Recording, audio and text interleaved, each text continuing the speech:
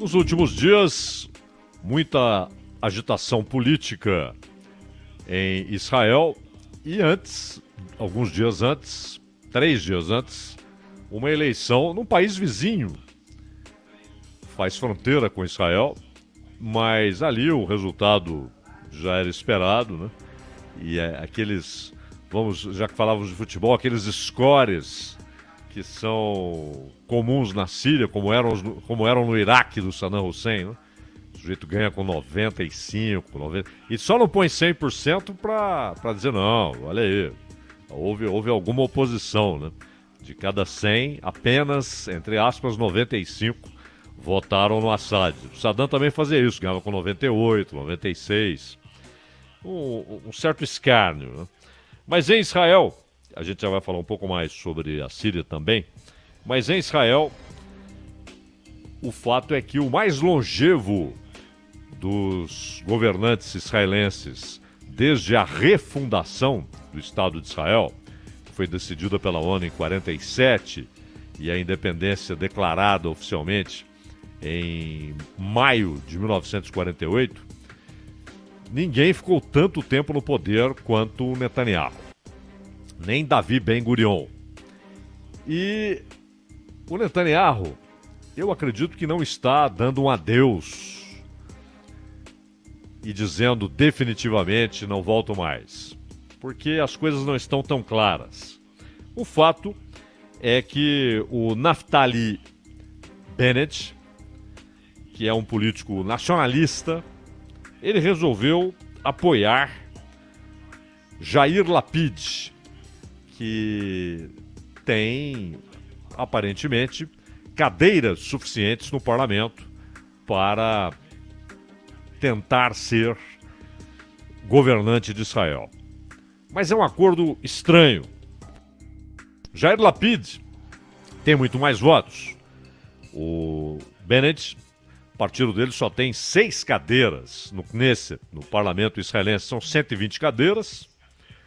E é preciso, pois, 61 cadeiras, uma maioria, para que haja estabilidade de um governo.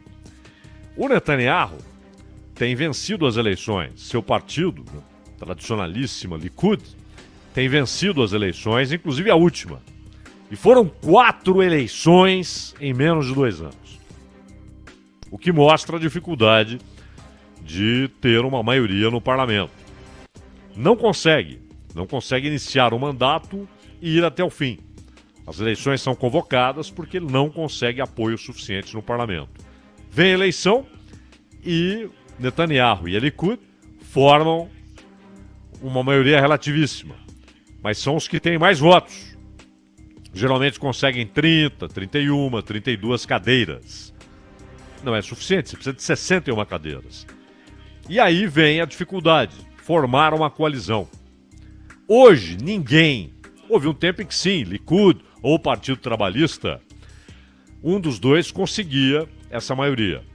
Mas os partidos foram se multiplicando, atendendo à necessidade de uma representação parlamentar de diversos movimentos e posições políticas da sociedade israelense, não só do ponto de vista político, mas também religioso. Aos partidos religiosos, alguns conseguem formar ou ter uma votação que lhes dê garantia de assentos no parlamento, outros não.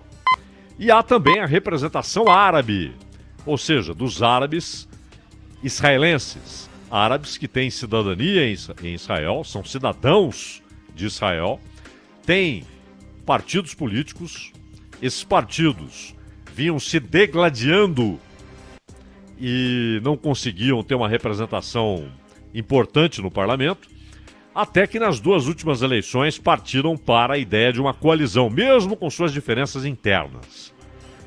E com essa coalizão eles tiveram uma votação expressiva na eleição deste ano, que foi a 4ª, repito, em menos de 2 anos. Então, os árabes têm uma representação importante, os partidos religiosos, como o Shas, por exemplo, têm uma representação importante, e a dificuldade é de que aquele que tem mais voto e recebe do presidente da República a indicação, a autorização para tentar formar um gabinete, ele tem dificuldade para obter essa maioria. Com essa instabilidade, o Netanyahu continuava no governo, não é? Enquanto não se resolve, está lá o primeiro-ministro, está lá o primeiro-ministro, está lá o Netanyahu, que é quem tem mais votos, mas não consegue cadeiras em número suficiente para garantir essa maioria. E o Netanyahu tem ainda contra si o desgaste de 3 inquéritos, onde ele é acusado de corrupção, onde ele é acusado de uso do poder para se beneficiar e para beneficiar terceiros. E a Procuradoria sempre lutando ali para conseguir levar o caso ao judiciário, mas ele, como primeiro-ministro, tem uma blindagem.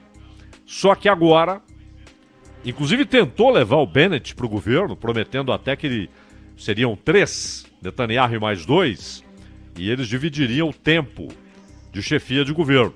Cada um ficaria como primeiro-ministro um período. E claro, quando um estivesse como primeiro-ministro, os outros 2 teriam cargos no governo, seriam ministros. Só que o Naftali Bennett não concordou. E agora resolveu apoiar Jair Lapid, que é a oposição ao governo. Mas esse acordo é esquisitíssimo, porque, na verdade, a ideia é uma frente anti-Netanyahu, com gente dentro daquelas simplificações, né, aqueles rótulos que simplificam, gente de partidos de direita, de partidos centristas, de partidos de esquerda. Uma coisa é que se unam, que se aliem para derrubar Netanyahu. Outra coisa é que consigam governar com um nível aceitável de convergência. E aí está o grande problema. Até porque o Bennett, para apoiar o Jair Lapid, o que ele fez? Tá bom, só que eu quero ser primeiro-ministro durante um período. Eu fico os primeiros 2 anos e você, Jair Lapid, fica os 2 anos seguintes.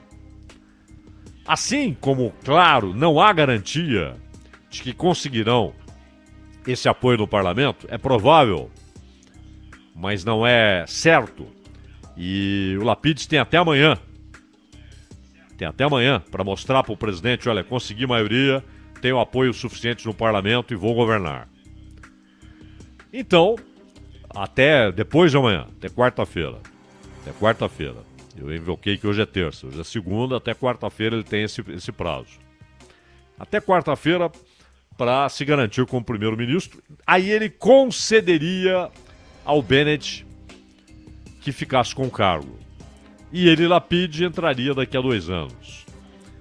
Assim como não há ainda garantia de que essa coalizão conseguirá ser governo, não há garantia, menos ainda, é óbvio, de que daqui a 2 anos eles continuarão lá firmes e fortes e que aí chegará a vez do Lapid ser o primeiro-ministro.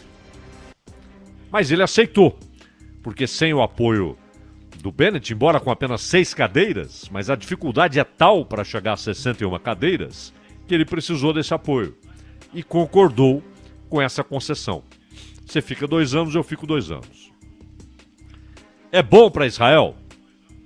Não, porque haverá muita dificuldade de se estabelecer um governo estável, com uma convergência de posições na maioria dos assuntos relevantes e importantes.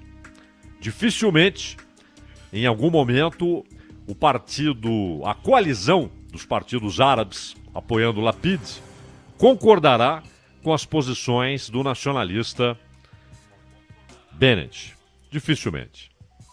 E no momento, claro, crítico, porque há um frágil cessar-fogo estabelecido entre Israel e o Hamas, estendendo-se, claro, para o grupo Jihad Islâmico, que atua também na faixa de Gaza. Há a questão da eleição interna da Autoridade Nacional Palestina, eleição empurrada com a barriga, ano após ano, pelo Mahmoud Abbas, que não consegue pôr os pés em Gaza, não manda em Gaza. Ele, seu partido, Fatah, que inclusive é também um grupo armado, mas que tem posições na Cisjordânia, não em Gaza. Eles foram expulsos de Gaza pelo Hamas. Aliás, muita gente morreu na ocasião. O pessoal do Hamas atirava os caras de prédios. Os caras do grupo do Mahmoud Abbas.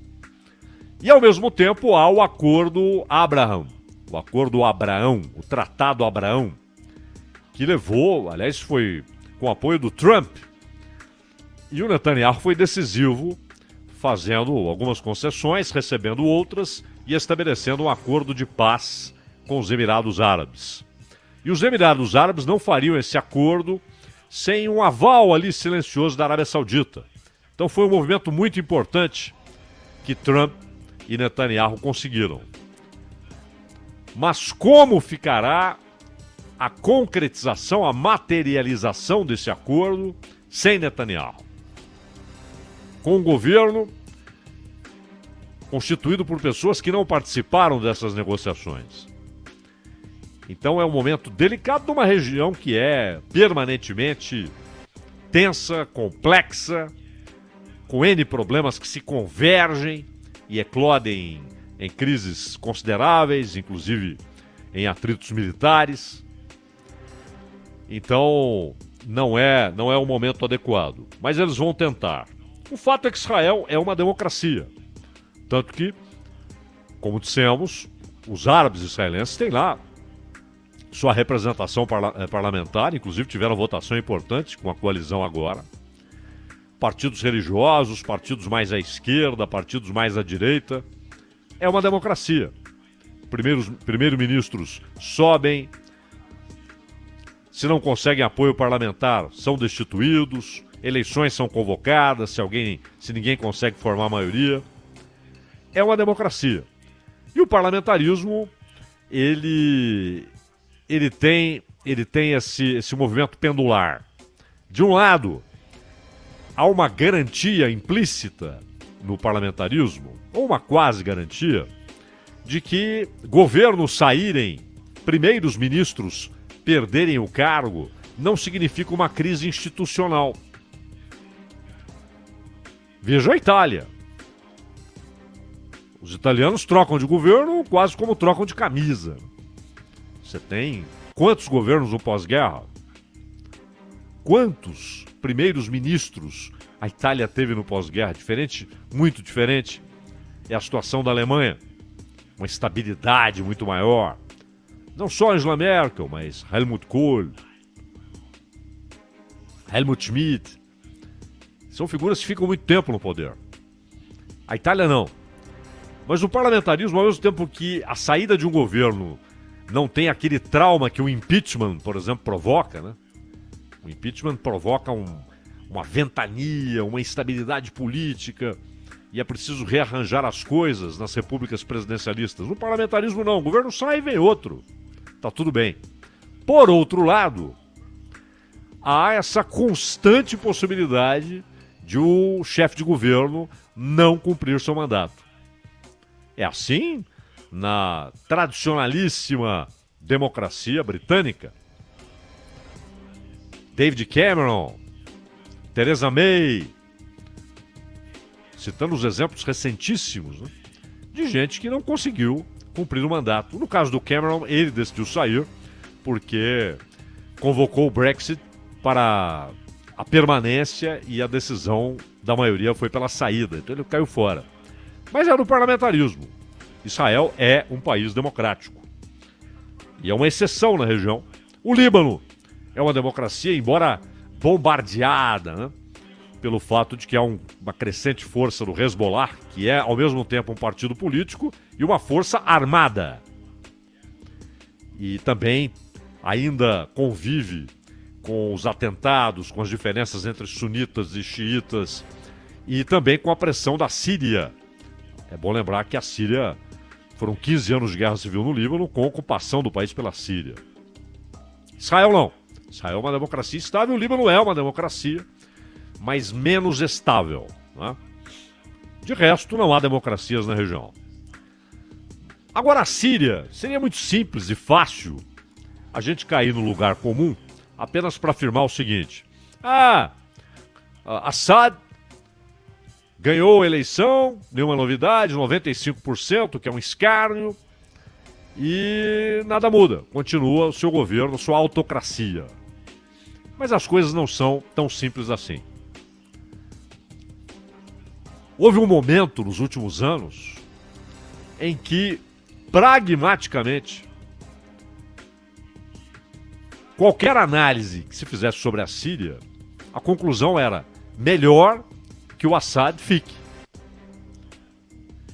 Tal era o risco de alternativas devastadoras. Há 10 anos, aconteceu aquilo que o Ocidente resolveu chamar acadêmicos, né? Jornalistas. Nasceu nas universidades, nas redações, a ideia de Primavera Árabe. Era, obviamente, uma menção, uma alusão à Primavera de Praga, que foi devastada pelos tanques do Pacto de Varsóvia em 68, mas que deixou sementes que nunca deixaram de germinar ali até que houvesse o colapso do Pacto de Varsóvia, da chamada Cortina de Ferro, uma expressão do Winston Churchill, porque houve o colapso da União Soviética. E até depois a Tchecoslováquia se transforma, volta a situação anterior, dois países, né? A República Tcheca e a Eslováquia. Mas houve uma alusão à Primavera de Praga, Primavera Árabe, que começa num gesto de protesto desesperado de um comerciante da Tunísia, um comerciante de rua, diante de crise econômica e denúncias crescentes de corrupção na autocracia da Tunísia. E aquilo se alastrou. Se alastrou. O sujeito se queimou.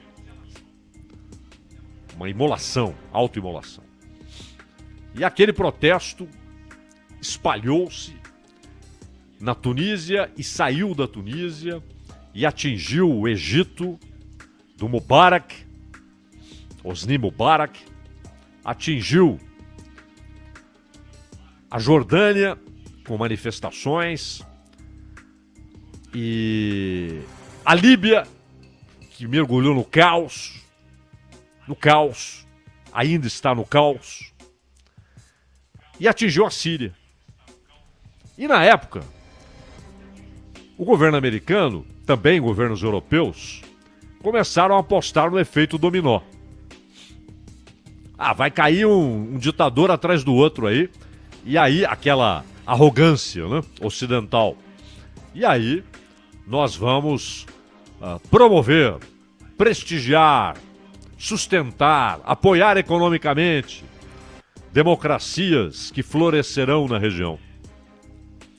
Vejamos o caso do Egito. Mubarak, terceiro presidente desde o fim da monarquia. Primeiro Nasser, uma figura legendária, né? Porque ele derruba a monarquia num golpe militar. Governa por muito tempo. Passa a ser o pregador do panarabismo, a ideia de uma grande nação árabe, todos os árabes unidos, sob a bandeira do pan-arabismo, a expressão já diz, e com objetivos comuns, ideias comuns, a mesma Constituição. Laico. No Iraque, a queda da monarquia, uma sequência de golpes militares, militar derrubando militar, militar derrubando militar, até que a ascensão de Saddam Hussein, que governa por algumas décadas. Sabemos qual foi o desfecho, né? A morte do Saddam depois da invasão dos Estados Unidos. Mas ele sunita, num país majoritariamente xiita. E Paralelamente, foram 3 movimentos ali. Hafez Assad na Síria, Saddam Hussein no Iraque e Muammar Gaddafi na Líbia. Então, 2 países na Ásia, Iraque e Síria, um país na África, a Líbia, com Gaddafi. Todos eles ficaram muito tempo no poder. Hafez Assad morreu no poder. Antes, decidiu transferir o poder para seu próprio filho. Na verdade, seria o outro filho. Mas aí, aquele que não estava sendo preparado para ser governante é que se torna governante. Bashar al-Assad. E Alauíta, que é um ramo ali do agrupamento xiita, das duas grandes partes do Islã, sunitas e xiitas. Os alauítas são uma parte ali, uma fração dos xiitas. E Assad sobe ao poder, herda o poder do pai. Na Líbia, não. Na Líbia, o Ocidente entendeu que, caindo fora, sem o Gaddafi e seus filhos, floresceria a democracia, a estabilidade na Líbia. Que ignorância! Aliás, o que aconteceu na Líbia tem responsabilidade direta de Barack Obama e de Hillary Clinton, que erraram estupidamente em relação à Líbia. E a OTAN, claro, principalmente por pressão dos Estados Unidos, mas a OTAN foi minando a resistência militar de Gaddafi. Gaddafi perde o poder, é linchado até a morte. E o que sucede Gaddafi? O que sucedeu a Gaddafi? O que sucedeu ao regime de Gaddafi? O que vem na sequência? A democracia florescente, estável, republicana, com suas instituições independentes, sólidas. Onde é que esses caras estavam com a cabeça? Veio o caos. E o resultado foi que se estabeleceram 2 governos na Líbia. E uma terceira força, que é o Estado Islâmico, que ao perder terreno na Síria e no Iraque, começou a fincar estacas ideológicas e religiosas na Líbia. 3 forças, 3 regiões, no mesmo país, grande, a Líbia é muito grande, com governos diferentes. 2 governos, um deles reconhecido internacionalmente, mas não por todo mundo, o outro reconhecido pela Turquia e uma parte nas mãos do Estado Islâmico. O caos. Foi isso que o Ocidente produziu ao achar que era só remover Gaddafi. Gaddafi cometeu crimes, inclusive, apoio a atentados, patrocinou atentados, inclusive atentados contra avião, matando centenas. Mas arrancá-lo era produzir o caos. E foi o que aconteceu. E os Estados Unidos pareciam acreditar, com Obama e Hillary, que não, que floresceria a democracia republicana na Líbia. E na Síria, não aconteceu nada disso. Morreu Hafez, o filho assumiu a dinastia Assad. Mas aí veio a tal Primavera Árabe, assim chamada, pelo Ocidente. E o que aconteceu? Os Estados Unidos começaram a apoiar, com dinheiro e com armas, grupos que pudessem derrubar Assad. Entendendo que aqueles grupos contra Assad levariam o que? A Síria? A democracia, a liberdade, judiciário independente, legislativo independente, revezamento no poder, nada de autocratas. Só que o Estado Islâmico e a Al-Qaeda entram na área. Sentiram um cheiro de instabilidade. Opa, ali a terreno para avançarmos. Aí o Estado Islâmico consegue dominar parte do território do Iraque, ainda mergulhado na instabilidade, até pelos problemas entre sunitas e xiitas, e na Síria. Detalhe, com uma cumplicidade de Erdogan, que abriu as fronteiras e muita gente foi lutar a favor do Estado Islâmico. Radicais fanáticos de boa parte do mundo, inclusive da Europa, estavam gente da Dinamarca, estavam gente da Inglaterra, da França, para se unir ao Estado Islâmico. E passando ali pela Turquia. A Turquia queria a queda de Assad. Inclusive por razões religiosas. Erdogan é sunita. E Bashar al-Assad, alauíta. E mais, Assad tem o apoio do Irã e do Hezbollah. O Irã, xiita, assim como o Iraque, majoritariamente xiita, e tem um Estado xiita, não só o governo. Tem um Estado, a maior autoridade do país é um ayatolá, hoje Ali Khamenei, sucessor de Khomeini. O caos se instalou. E os Estados Unidos e os europeus achando que o que interessava era derrubar Assad. Quando acordaram, quando perceberam, o Estado Islâmico dominava uma parte da Síria, uma parte do Iraque, a Al-Qaeda atacava grupos civis que lutavam contra Assad, grupos seculares, não religiosos, tomou as armas desses grupos seculares, as armas que os Estados Unidos tinham fornecido. E aí, quem entra para ajudar Assad? Por ordem do Irã, é claro, o Hezbollah. Ou seja, o confronto começa a se expandir em direção ao Líbano. O Hezbollah sai do Líbano para ajudar Assad. E o confronto volta para o Líbano. E passa a haver confrontos entre sunitas e xiitas no Líbano de novo.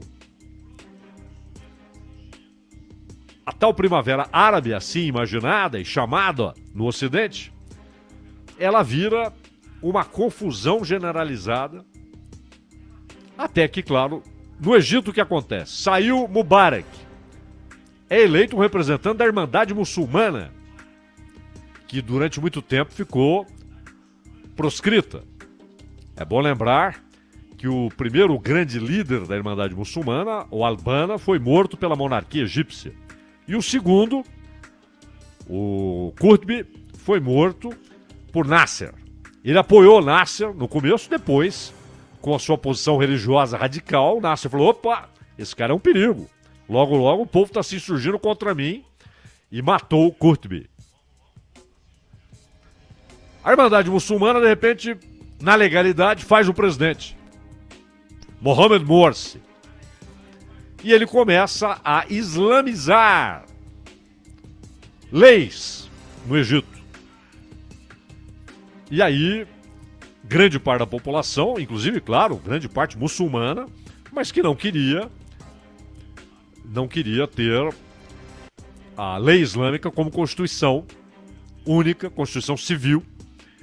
Aquelas manifestações monstruosas, os militares derrubam Morsi, prendem Morsi, levam a Irmandade Muçulmana de novo para a clandestinidade e, de novo, um general chega ao poder, o general Sisi, que, aliás, depois foi eleito, também com esses placares formidáveis, 90 e tanto, e está no poder.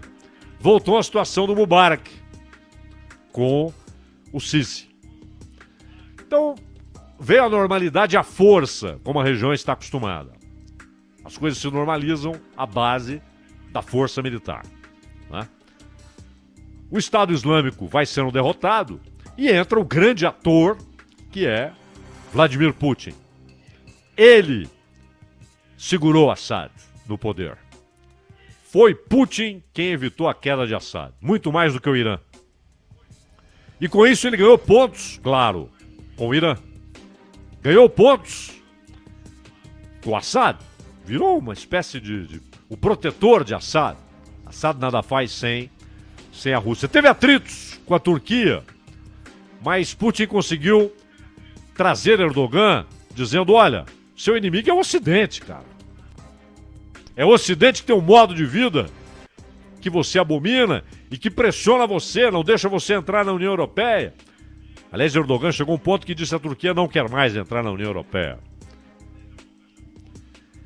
E ela faz parte da OTAN, e militares russos começaram a ir para a Turquia, ter acesso a armamentos fornecidos pela OTAN, e a OTAN chiou, peraí, os russos estão estudando nossos armamentos, nossos mísseis, nossos sistemas de defesa. E isso permanece. Erdogan está na OTAN, mas é um aliado da Rússia. Embora com diferenças que explodem, vez ou outra, entre Moscou e Ankara.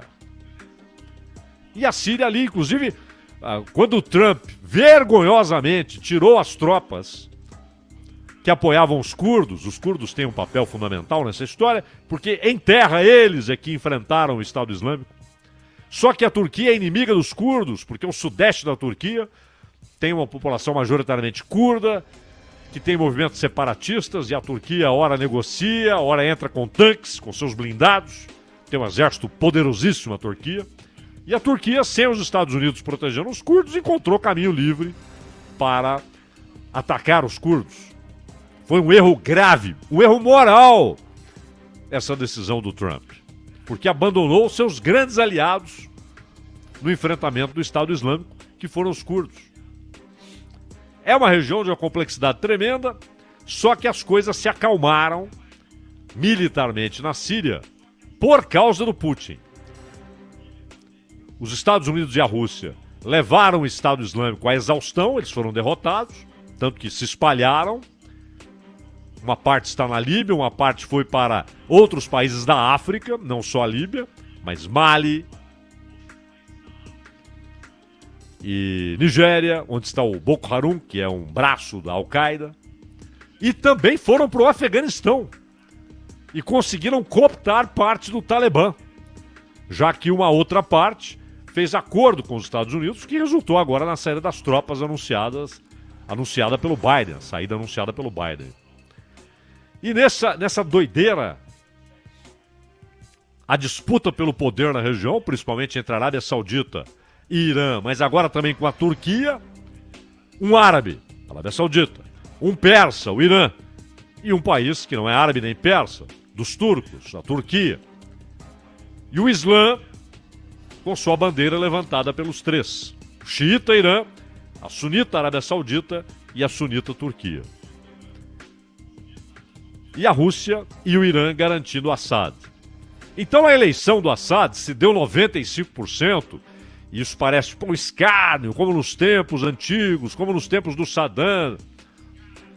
Mas dada a alternativa, é melhor o Assad, que pelo menos garante, por exemplo, liberdade religiosa para xiitas, para sunitas, para os cristãos. Age como autocrata, prende, tortura, é um ditador, é uma ditadura. Só que os Estados Unidos erraram quando imaginaram que remover Assad levaria à democracia estável, às instituições estáveis, à liberdade. Não. A possibilidade era muito maior de um Estado controlado, talvez até pelo Estado Islâmico, ou um protetorado da Turquia. Isso Putin evitou.